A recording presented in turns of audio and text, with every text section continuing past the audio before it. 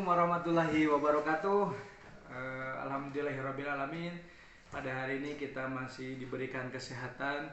Mudah-mudahan kita semua selalu berada dalam lindungan serta maghfirah Allah Subhanahu wa taala. Amin ya Allah ya rabbal alamin.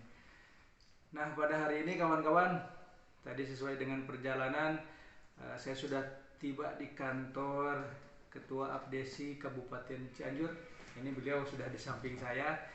Nanti kita akan berbincang-bincang dengan beliau terkait tentang pengalamannya selama ini menjadi kepala desa dan menjadi ketua Abdesi.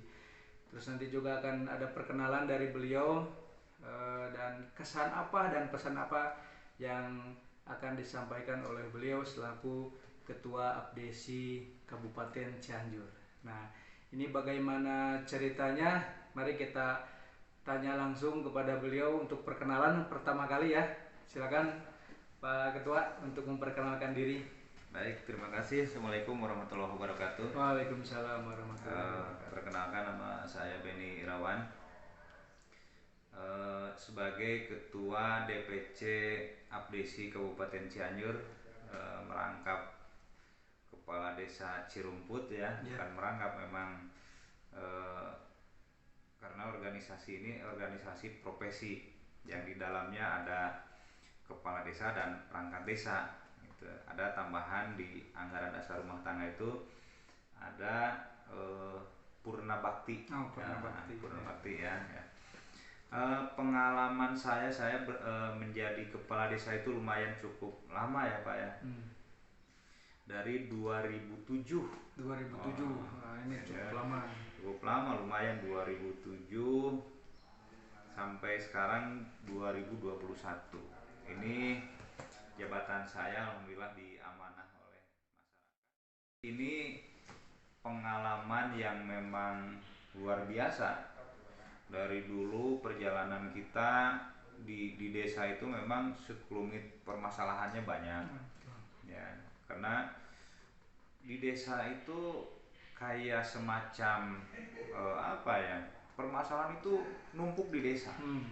Gitu ya, dari mulai pemerintah pusat sampai ujung-ujungnya di desa gitu ya. Nah, ini kan tentunya teman-teman juga harus paham betul bagaimana cara kita pendekatan dengan masyarakat. Kenapa saya bisa sampai 3 periode kan, kira-kira seperti itu. 2007 saya pemilihan menang, kemudian 2013 saya aklamasi, tidak ada pemilihan gitu kan, dikukuhkan langsung. Kemudian kemarin di 2020 saya ikut lagi, menang lagi. Nah, saya berharap nanti di teman-teman juga bisa mengikuti yang baiknya saja ya, yang jelek-jeleknya jangan. Nah, ya, teman-teman jangan sampai begitu satu periode ikut lagi kalah. Kan kebanyakan rata-rata seperti itu. Ya, diharapkan coba lebih pendekatan. Jadi intinya pesan saya ke teman-teman para kepala desa, gunakan anggaran yang diamanahkan kepada kita dengan sebaik-baiknya. Jadi ikuti regulasi yang ada, jangan melenceng dari regulasi, dari aturan. Insya Allah kita akan selamat, ya kan. Banyak tentunya para kepala desa, tidak banyak lah. Kalau hitung-hitungan kita 74.000 kepala desa yang bermasalah, hitungannya 0, sekian persen. Kalau dari jumlah 74.000 ya, kalau 74.000 kan 0, sekian persen yang bermasalah. Jadi banyak yang tidak bermasalah, tentunya banyak yang baik-baiknya kan gitu. Hanya biasa kalau disorot di media itu yang jelek-jelek kan gitu. Jadi seolah-olah semua kan tidak seperti itu. Jadi hitungan kita di Cianjur saja ini ada 354 desa. Yang bermasalah cuma berapa desa? Nah, kira-kira seperti itu. Nah, jadi saya berharap ke teman-teman yang lain pun ini para kepala desa ikuti aturan yang ada, petunjuknya sudah jelas, laksanakan. Nah, kan intinya seperti itu. Kemudian kenapa kok bisa ikut lagi jadi kepala desa? Sebetulnya sederhana. ada beberapa memang kesannya ya, kesan kita menjadi kepala desa itu pertama ada kepuasan tersendiri, ya kan? Ada kepuasan tersendiri terhadap kepala desa. Kalau hitung-hitungan gajinya, mohon maaf kecil.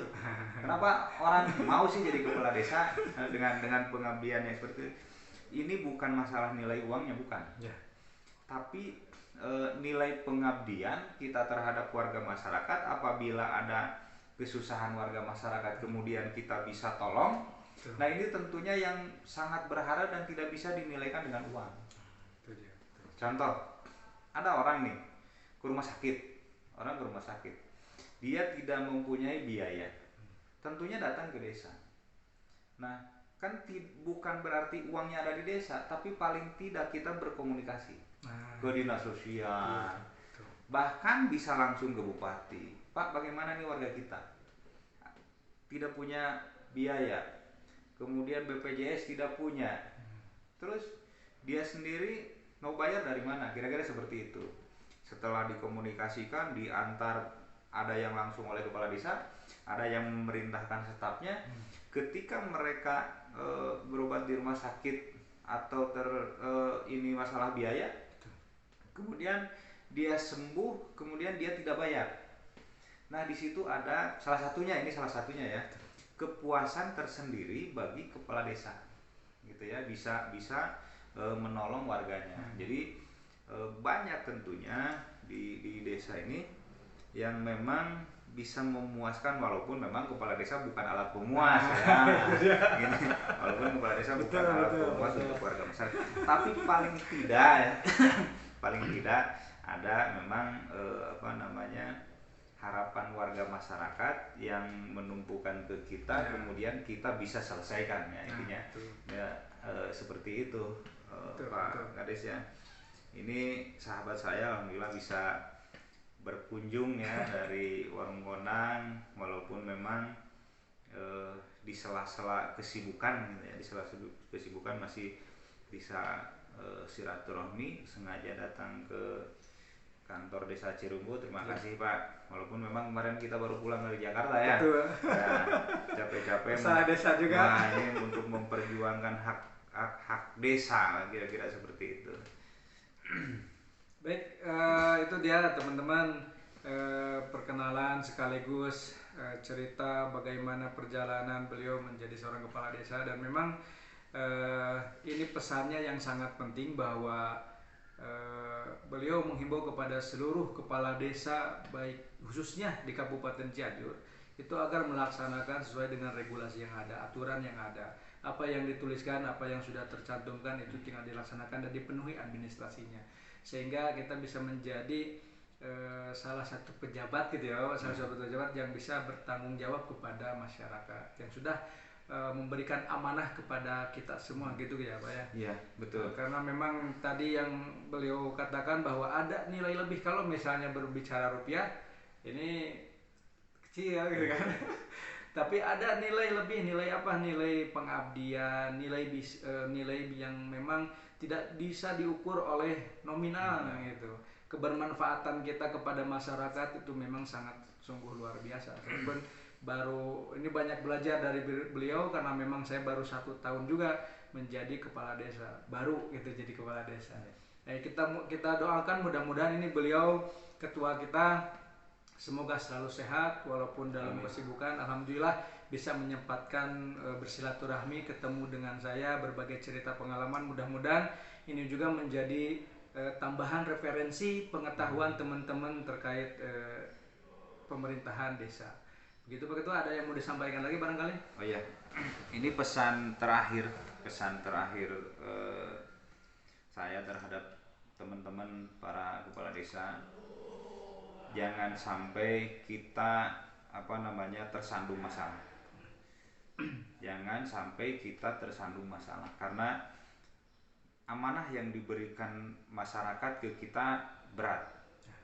Tadi saya sampaikan, apa yang ada di aturan itu dilaksanakan. Walaupun memang hak otonom desa itu murni sebetulnya, tapi karena memang banyak aturan permennya, sehingga kita harus mengikuti itu. salah satu contoh ya, ini salah satu contoh kita transparansi publik ya, transparansi publik di masing-masing desa supaya kita tidak menjadi suudon atau fitnah dari dari warga masyarakat. Coba hal-hal seperti itu dihindari. Dengan cara apa? Kira-kira seperti itu. Dengan cara apa? Kita tahapan penggunaan anggaran itu dari mulai musdus sampai ke musdes. Ya, kira-kira seperti itu ya.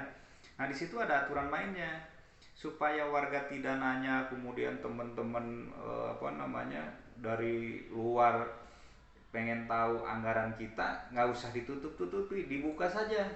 Silakan ditempel, bikin baliho yang besar, di situ dibuatkan pendapatan desanya berapa ya, kemudian pengeluarannya berapa. Nah, di situ ini untuk menghindari fitnah, untuk menghindari suudon.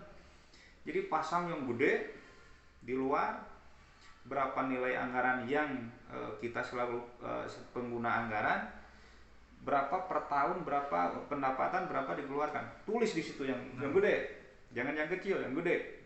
Bila perlu pakai billboard, tempel di depan desa. Jadi ketika ada masyarakat yang menanyakan, kemudian warga luar ada yang mempertanyakan, silahkan itu di depan di baligo.